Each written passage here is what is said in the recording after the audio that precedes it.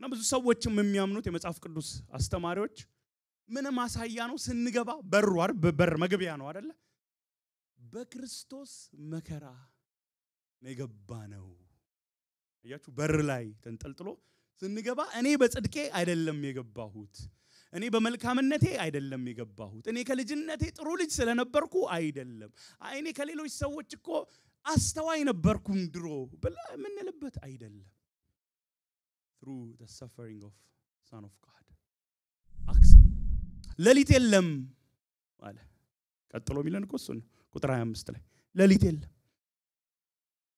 መጨለም የኃጢያት የኮራፕሽን የተስፋ ቢስነት ምልክት ነው የለም ተስፋ ቢስነት እዛ የለም ጨለመብኝ ዲስከሬጅድ ሆንኩኝ አዘንኩኝ ዲፕሬስድ ሆንኩኝ የሚባል ነገር የለም ወገኖቼ ወደዛ ከተማ መግባት ፈልጋለን አይደል ትእዛዝ አለ በልጁ እመኑ ራእይ 21 ከቁጥር 9 ጀምረን በጌታ በኢየሱስ ክርስቶስ ስም እናነባለን ሰባቱ የመጨረሻ መቅሰፍቶች የሞሉባቸውን ሰባቱን ጽዋዮች ከያዙት ከሰባቱ መላእክት አንዱ መጣና ና የበጉ ሚስት የሆነችውን ሙሽራ አሳይሃለሁ አለኝ በመንፈስም ወደ አንድ ትልቅና ረጅም ተራራ ወስዶኝ ቅድስቲቱ ከተማ ኢየሩሳሌም ከሰማይ ከእግዚአብሔር ዘንድ ስትወርድ አሳየኝ እርሷም በእግዚአብሔር ክብር ታበራ ነበር የብርሃኗም ድምቀት እጅግ እንደ ከበረ ድንጋይ እንደ ያጸፔድ እንደ መስታወት የጠራ ነበር 12 በሮች የነበሩት ትልቅና ረጅም ቅጥርም ነበራት በበሮቹ ላይም 12 መላእክት ቆመውና የ12ቱ የእስራኤል ነገዶች ስም ተጽፎ ነበር በምስራቅ 3 በሮች በሰሜን 3 በሮች በደቡብ 3 በሮች በምዕራብም 3 በሮች ነበሩ የከተማይቱም ቅጥር 12 መሰረቶች ነበሩት በእነርሱ ላይም የ12ቱ የበጉ ሐዋርያት ስሞች ተጽፈው ነበር ከኔ ጋር ይነጋገር የነበረው መልአክም ከተማይቱን በሮቿንና ቅጥሯን የሚለካበት የወርቅ ዘንግ ነበረው ከተማይቱ ርዝመቷና ስፋቷ እኩል ሆኖ 4 ማዕዘን ነበረች እርሱም ከተማይቱን በዘንጉ ለካ ርዝመቷም 12000 ምዕራፍ ሆነ ስፋቷና ከፍታዋም እንዲሁ ሆነ ደግሞ የከተማይቱን ቅጥር ለካ ርዝመቷም የመላክ መለኪያ በሆነው በሰው መለኪያ 144 ክንድ ነበር ቅጥሩም የተሰራው ከያጸፔድ ነበር ከተማይቱም እንደ መስታወት ንጹህ በሆነ ወርቅ የተሰራች ነበረች የከተማይቱ ቅጥር መሰረቶች በሁሉም አይነት የከበረ ድንጋይ ያጌጡ ነበር ብሎ ሊስት ያደርግና ቁጥር 21 ላይ 12ቱም በሮች 12 እንቆች ነበሩ እያንዳንዱም በር ከአንድ እንቆ የተሰራ ነበር የከተማይቱ ማውራ መንገድ እንደ መስታወት ብርሃን የሚያስተላልፍ ንጹህ ወርቅ ነበር ሁሉን ቻይ ጌታ አምላክና በጉ መቅደሷ ስለሆኑ በከተማይቱ ውስጥ ቤተ መቅደስ አላየው የእግዚአብሔር ክብር ብርሃን ስለሚሰጣትና በጉ መብራቷ ስለሆነ ከተማዋ ፀሐይ ወይም ጨረቃ እንዲያበራላት አያስፈልጋትም ህዝቦቿ በብርሃኗ ይመላለሳሉ የምድር ነገስታትም ክብራቸውን ወደርሱ ያመጣሉ በዚያ ሌሊት ስለሌለ በሮች በየትኛውም ቀን አይዘጉም የህዝቦቹ ግርማና ክብር ወደርሷ ይገባሉ የበጉ የህይወት መጽሐፍ ከተጻፈበት በበጉ የህይወት መጽሐፍ ከተጻፉት በስተቀር ጸያፍ ነገር ሁሉ ርኩሰትና ውሸትም የሚያደርግ ከቶ ወደርሷ አይገባም ከዚህ በኋላ መልአኩ ከእግዚአብሔርና ከበጉ ዘፋን የሚወጣውን እንደ መስታወት የጠራውን የህይወት ውሃ ወንዝ አሳየኝ ወንዙም በከተማይቷ አውራ መንገድ መካከል ይፈስ ነበር በወንዙ ግራና ቀኝ በየወሩ ያፈራ 12ም ጊዜ ፍሬ የሚሰጥ የህይወት ዛፍ ነበር የዛፉም ቅጠሎች ህዝቦች የሚፈወሱባቸው ነበሩ ከእንግዲህ ወዲህ እርግማን ከቶ አይኖርም የእግዚአብሔርና የበጉ ዙፋን በከተማይቱ ውስጥ ይሆናል አገልጋዮቹም ያገለግሉታል ፊቱን ያያሉ ስሙም በግንባራቸው ላይ ይሆናል ከእንግዲህ ወዲህ ሌሊት አይኖርም ጌታ አምላክ ስለሚያበራላቸው የመብራት ወይም የፀሐይ ብርሃን አያስፈልጋቸው ከዘላለም እስከ ለዘላለም ይነግሳሉ ስለ አዲስቷ ኢየሩሳሌም ዝርዝር መግለጫ ነው የሚሰጠን ሐዋርያው ዮሐንስ እንደውም አንድ ሰው detailed exposition of the new city የእግዚአብሔር ከተማን በደንብ በግልጽ የሚተነተንበት ክፍል ሲል አንብቤያለሁ ያው ኢየሩሳሌም ማለት የሰላም ከተማ ማለት ነው ትርጉሙ ራሱ ቀጥታ ሄደን ስሙን ስናይ የሰላም ከተማ ማለት ነውና ስለዚህ ከተማ ሲናገር የበጉ ሚስት የሆነች ሙሽራ ይላል ሙሽራ እንግዲህ ሙሽሮች የሆናችሁ ለወደፊት የምትሆኑ ይገባችኋል የንጽህና ምልክት የታማኝነት ምልክት ነው ለእግዚአብሔር የተለየች በበጉ ደም የነጻች ለእግዚአብሔር ታማኝ የሆነች ከተማ እያለ ይነግረናል እቺ ከተማም ወይም ስፍራም እንደገና ምን ብያለሁ ህዝብም ጭምር ነው በተለይ ሙሽራ የሚለው ደጋግሞ ሲያነሳ ከህዝብም አንፃር እንመልከትና እቺ ንጹህ ታማኝ እንደሆነች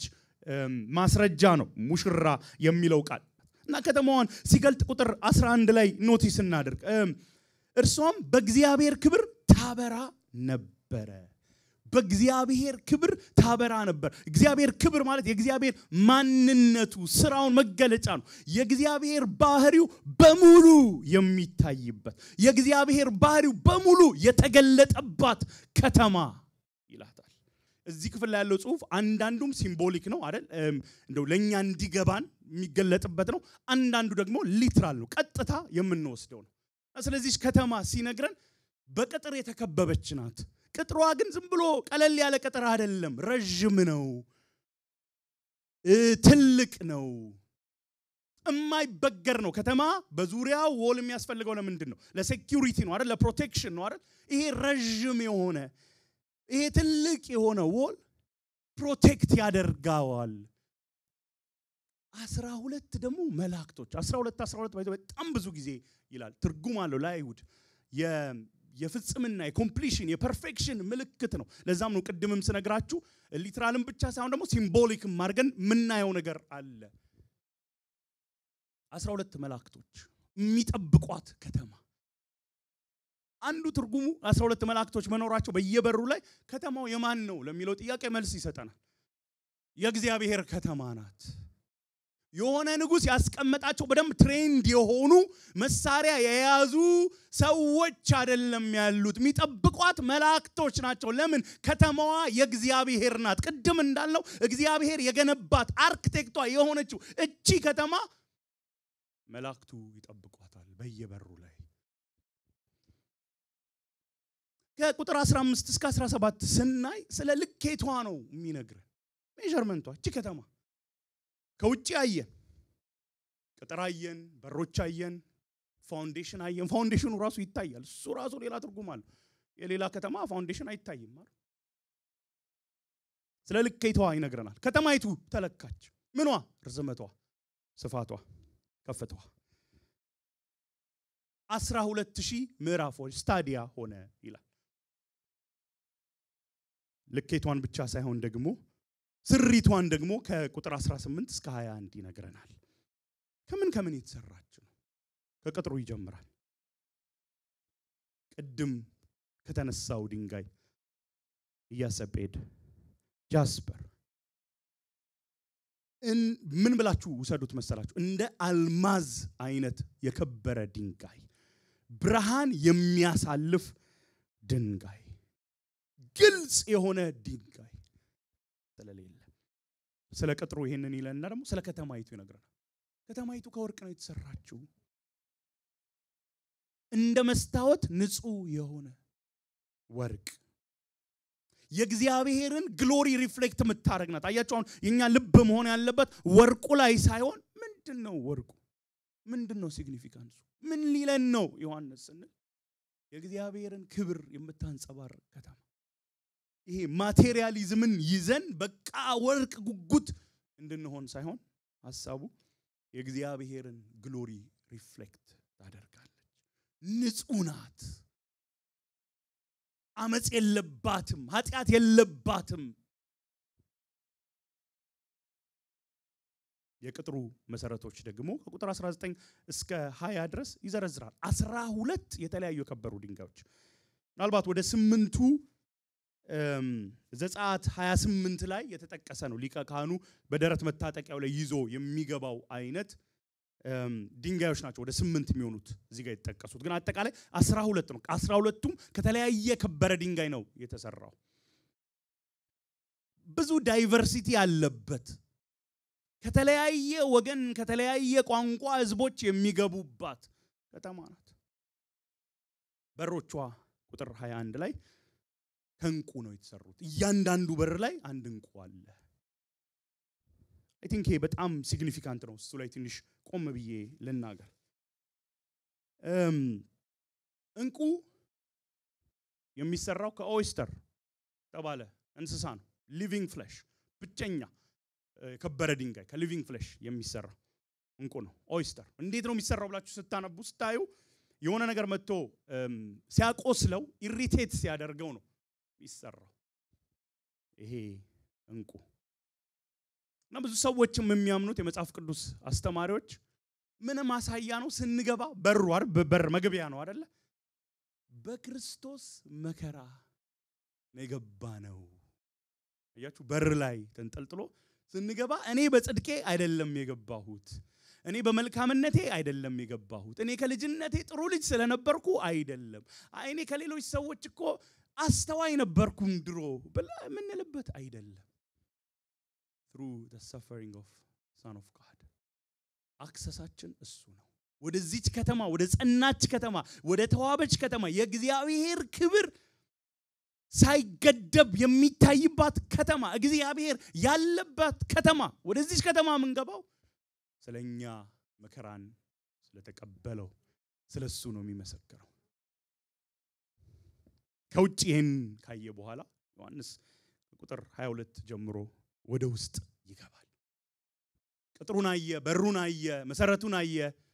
አውራ መንገዱን አየ ተለካች ከምን እንደተሰራች ተነገረ እስቲ ውስጥ እንግባ ውስጧ ምን ይመስላል ኢንተርናል ኮንቴንቱ ምን ይመስላል የሌሉ ነገሮችን በመጥቀስ ይጀምራል መጀመሪያ የሚነግረን ቤተ መቅደስ የለም ይለናል ቤተ መቅደስ አላየሁም እሱ ብቻ አይደለም ፀሐይና ጨረቃ አላየሁ ሌሊት የለም አለ ቀጥሎ ሚለን እኮ እሱ ነው ቁጥር 25 ላይ ሌሊት የለም መጨለም የኃጢአት የኮራፕሽን የተስፋ ቢስነት ምልክት ነው የለም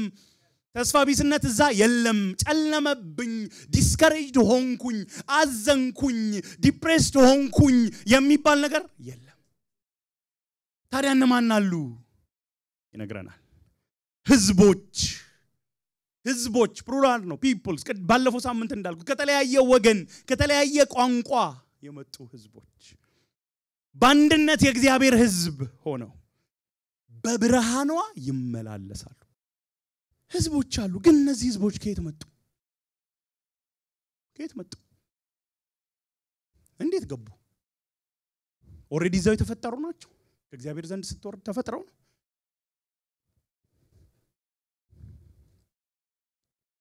በበጉ የህይወት መጽሐፍ ከተጻፉት በስተቀር ይላል ማን አይገባም ሲል ጸያፍ ነገር ሁሉ አይገባም ይላል ምንም አይነት ጸያፍ ነገር